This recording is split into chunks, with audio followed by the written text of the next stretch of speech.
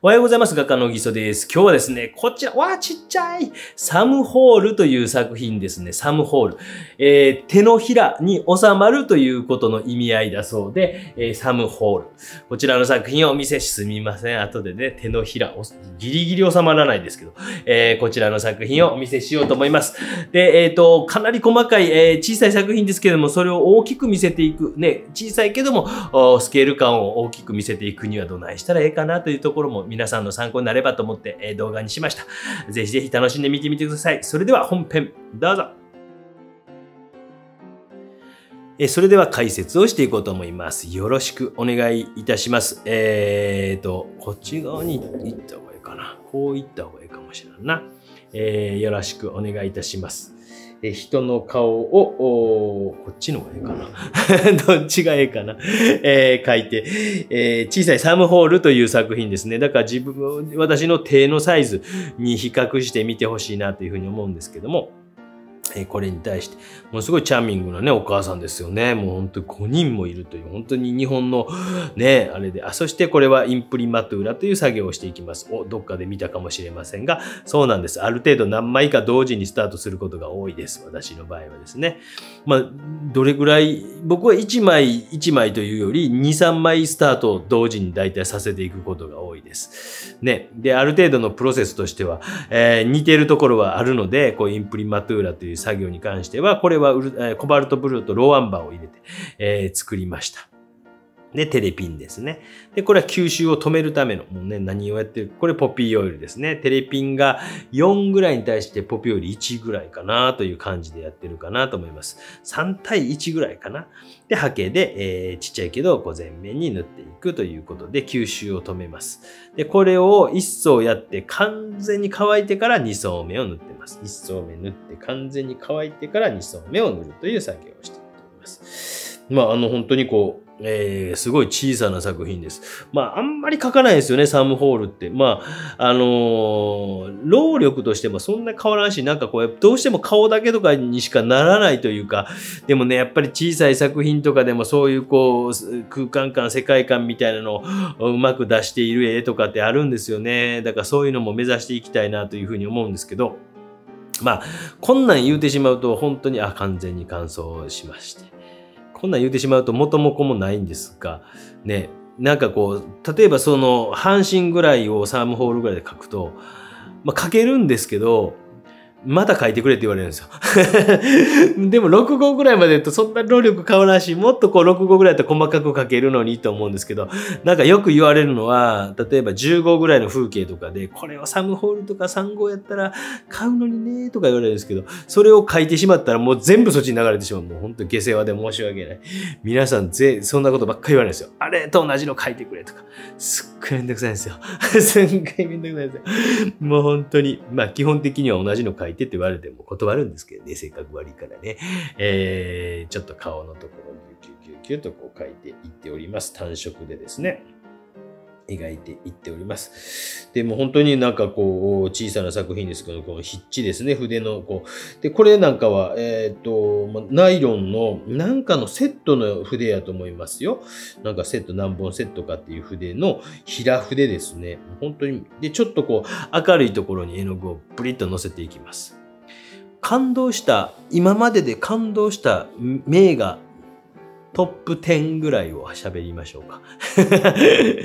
うわぁ、これ難しいなぁ。モナリザとかもやっぱすごいなと思ったんですけど、めっちゃ遠かったです。僕見に行っても、ルーブルで。うわ、遠いなと思ったのですげえ人やなと思ったんで、感動というよりそっちのイメージが残ってます。で、他方で、例えば、最後の晩餐とかは、ミラノで見に行ったのが1998年ともう一回言ってますね。わ、すげえなというふうに思いました。まあ、システィーナ礼拝堂とかも、すげえなと思ったんですけど、でもそう考えるとやっぱピエタ、若い頃のミケランジェロのピエタはもう、ブルブルと痺れましたね。すいません。一作品目。もちろんシスティーナ礼拝堂とかのね、うわ、このでっかい、これうわ、このミケランジェロのおっさんが、うわ、おっさんとか言うたらあかん、ミケランジェロ大先生が、はぁ、と思いましたけど、ミケランジェロの中では僕、ピエタ、もちろんね、ダビデ像とかももちろん見たんですけど、ピエタの若い頃のあれがすげえなというふうに思いました。じゃあダヴィンチで何がすごいなと思ったかというと、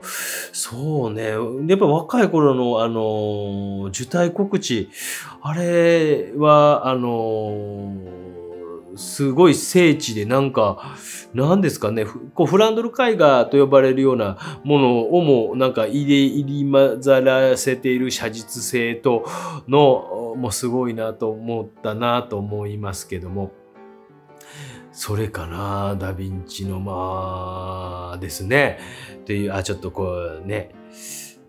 1、2、受胎告知、ダヴィンチの受胎告知にしようかな。若い頃のばっかりやな。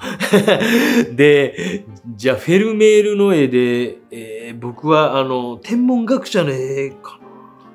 いや、違うな。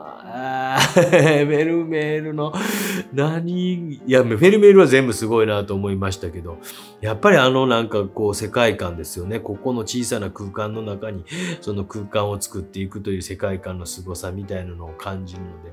何かな、ちょっと作品だけ載せておきます。後で思いついて、あれですけど、が3人目とすると、まあ、レンブラントっていうのが入ってくるかなと思いながら、まあ、レンブラントの中でのベストバウトってどれかな、うわ、難しいな。でもこれは夜景になるかなと思いながら、夜景がやっぱりね、やっぱりすごいかっこやなと思ったですね。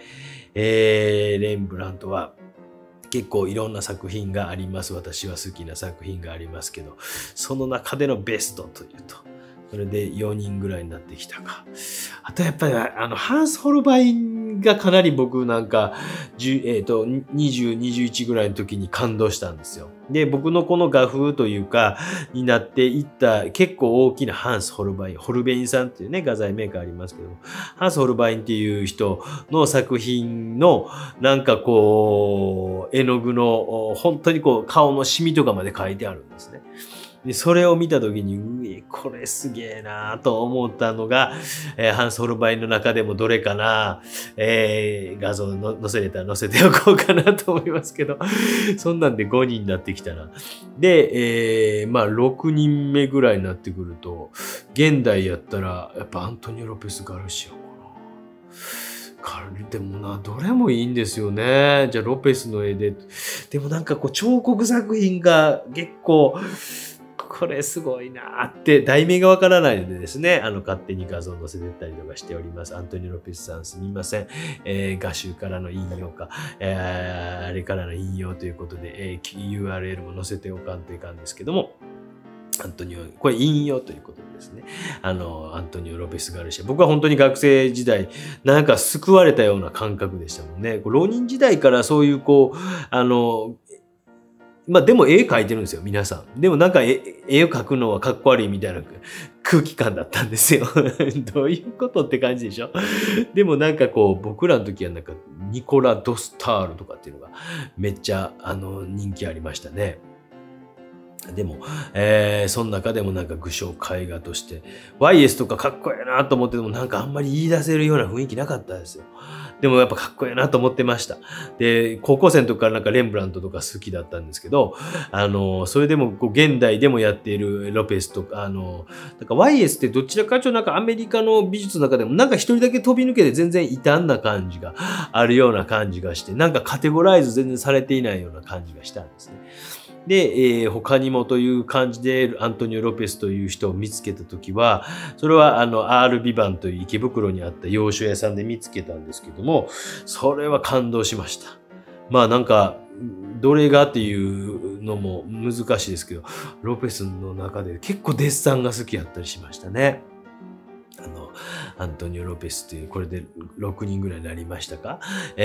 そういうふうにこう、好きな絵みたいなのをなんかこう出していくときに作家さんをイメージしながら出していくと出てくるんやなということが今分かりました。あと7人目として、うわ、これはって思った絵ってなんかあるかな。近現代の作家さんでも、今の作家さんでも、まあ、同世代の作家さんやったら、塩谷くんとか、塩谷亮先生とか、水野明くんとか、もう水野明くんのリンゴの絵とか、ごめんなさい、これは画像載せれませんけど、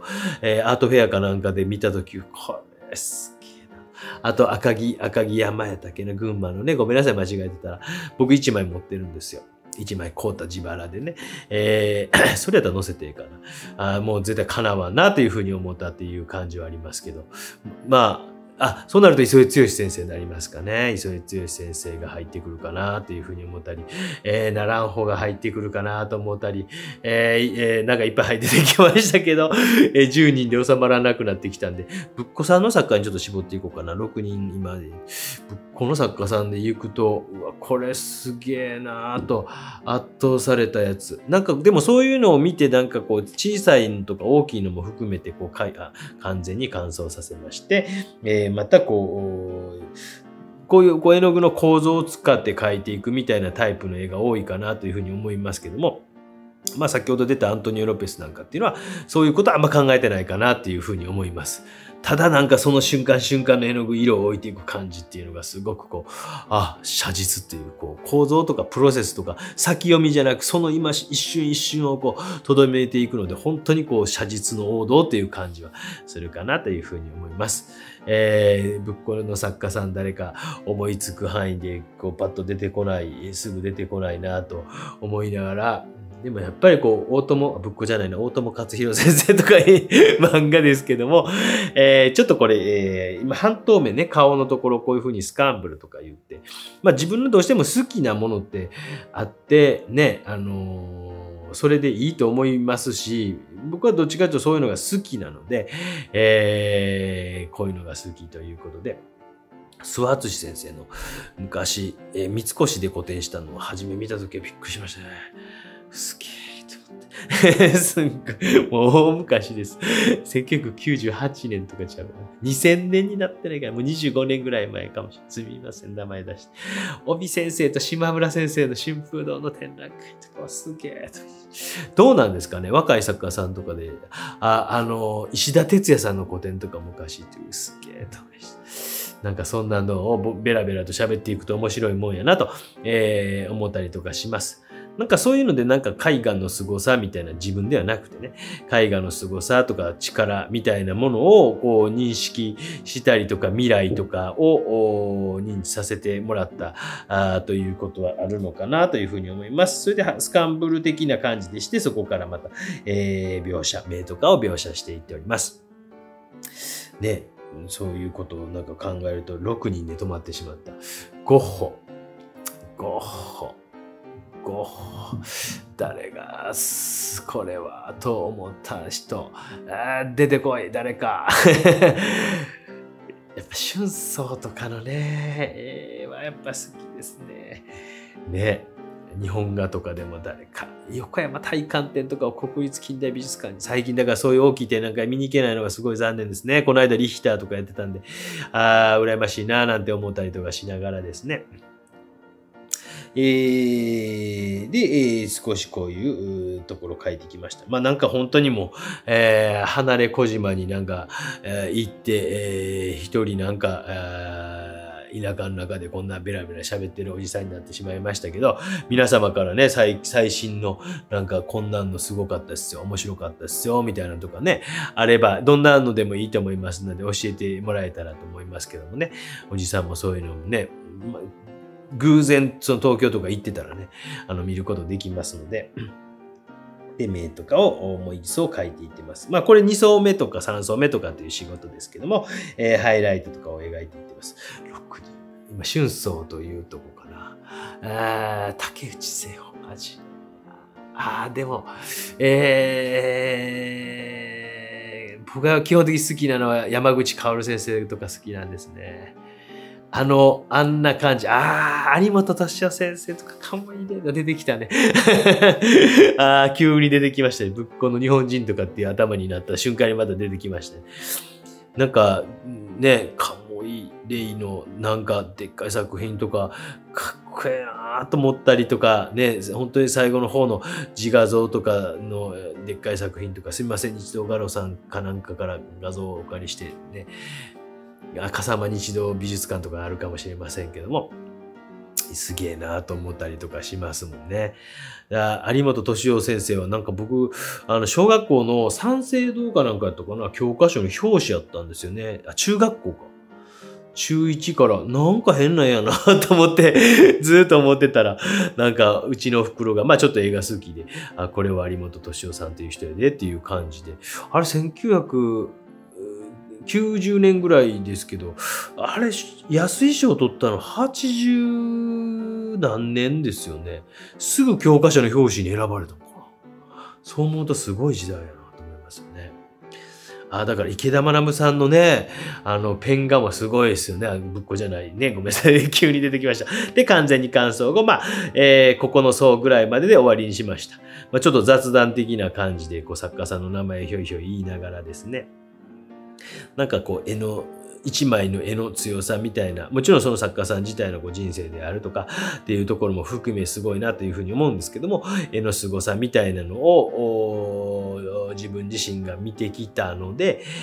そういう感動を得てきたので今続けれてるのかなというふうに思うんですね。なんか続けるためにはそういう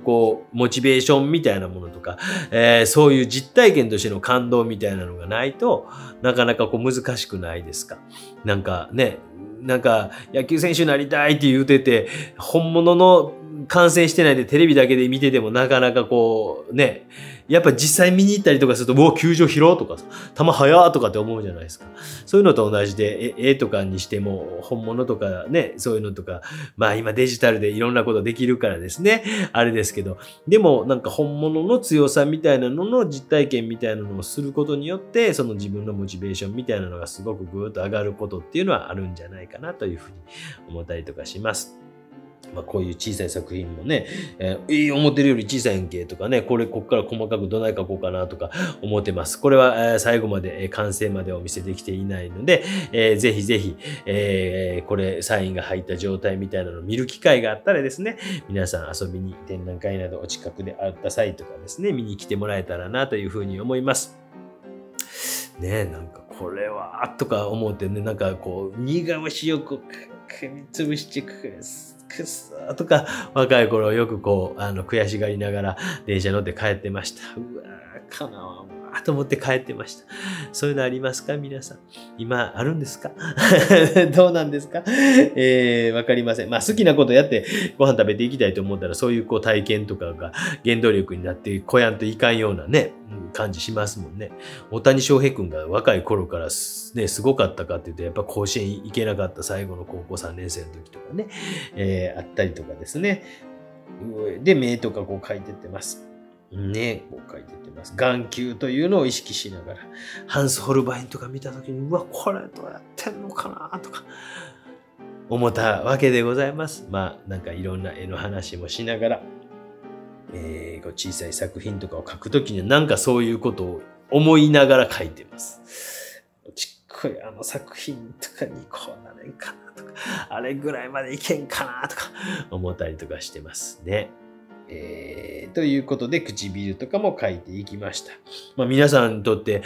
すごく強く影響を受けた作家さんがいれば、ぜひですね、コメント欄に皆さん書いてね、それを見たいなと思いますし、知りたいなと思いますので、もしよかったらですね、強く、影響を受けた作家さんがいたりとかしたら、ぜひコメント欄に書いてもらえたら、おっちゃん嬉しいかなというふうに思います。唇とかも書いていきました。向こうからの光みたいなのを慎重に光を少し入れながら、また出てきたけど、やめとこう。もうどんどん、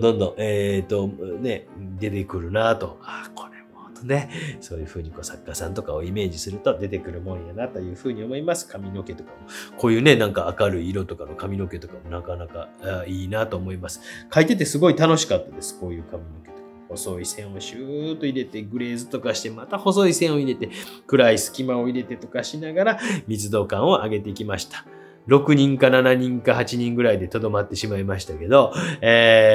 まに聞かれます。好きな作家さんは。そのあたりとかはすごい好きですよと。意外かもしれないですけど、そうで全くないような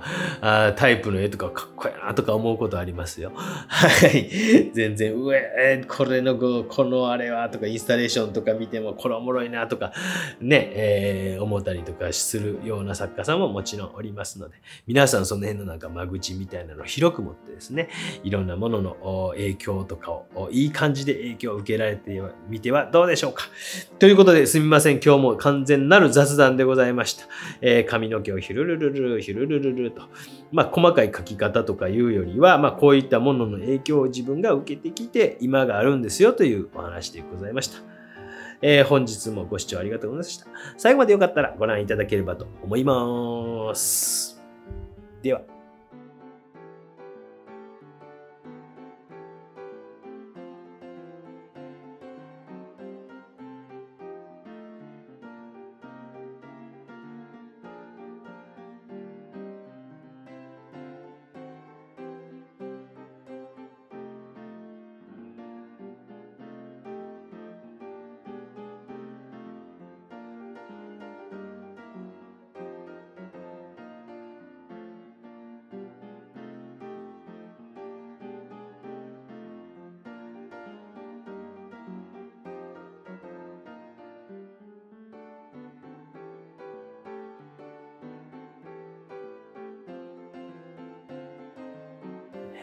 ご視聴ありがとうございました。どうだったですか？ちっちゃいでしょ？こんなちっちゃい作品もね、ちねちねち、わーもうね、細かい仕事をしております。それで大きな空間を出すという難しいかもしれませんが、ちょっと皆さんもこういったことを意識しながら制作に励まれてください。それでは本日もご視聴ありがとうございました。以上です。チャンネル登録チャンネル登録よろしくお願いします。じゃあお願いします。